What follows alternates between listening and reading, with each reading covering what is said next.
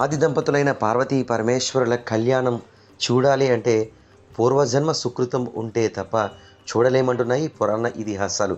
అటువంటి ఆది దంపతులు స్వయంభూగా వెలిసిన శివుడు ఆలయంలో కాకినాడ జిల్లా తుని ప్రాంతంలో గవరపేట స్వయంభూ ఉమారామలింగేశ్వర స్వామివారి కళ్యాణ మహోత్సవం వార్షిక ఉత్సవాలు అత్యంత ఘనంగా జరుగుతున్నాయి.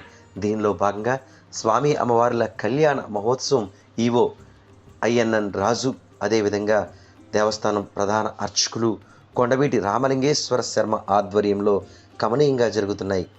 శివపార్వతుల కళ్యాణ మహోత్సవంలో భాగంగా చక్కని అలంకరణలో, దేదీప్యమైన అలంకరణలో శివలింగాకారం ముందుగా దర్శనమిచ్చింది.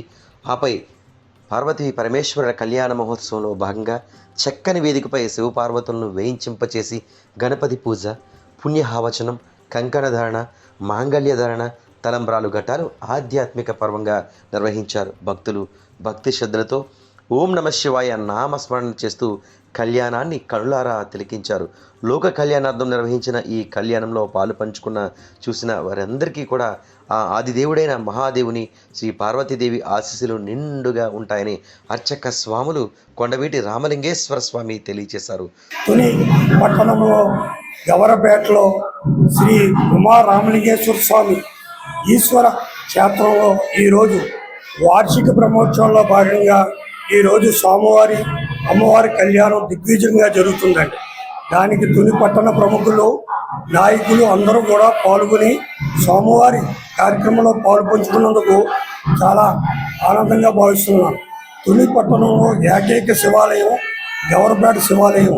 ఈ యొక్క శివాలయంలో భక్తులందరూ కూడా ఎన్నో సంవత్సరాలు పెట్టి ఈ కళ్యాణంలో పాల్గొనడం, తద్వారా వాళ్ళకి మంచి అద్భుత ఫలితాలు సాధించడం పూర్వజన్మ సుకృతం. ఈ యొక్క కార్యక్రమంలో పాల్గొంచుకున్నందుకు ప్రతి ఒక్కరికి కూడా పేరు పేరున నా నమస్కారాలు తెలియపరుస్తూ, ఈ యొక్క కార్యక్రమం మన పెను నియోజకవర్గ యనమల రామకృష్ణ గారు, మన మేడం గారు దివ్య గారు అందరి సమక్షంలో ఈ కళ్యాణం ఇంత వైభవపేతంగా జరగడానికి సహకరించిన ప్రతి ఒక్క భక్తులకు కూడా పేరు పేరున నా నమస్కారాలు తెలుపుతూ సెలవు తీసుకుంటాం.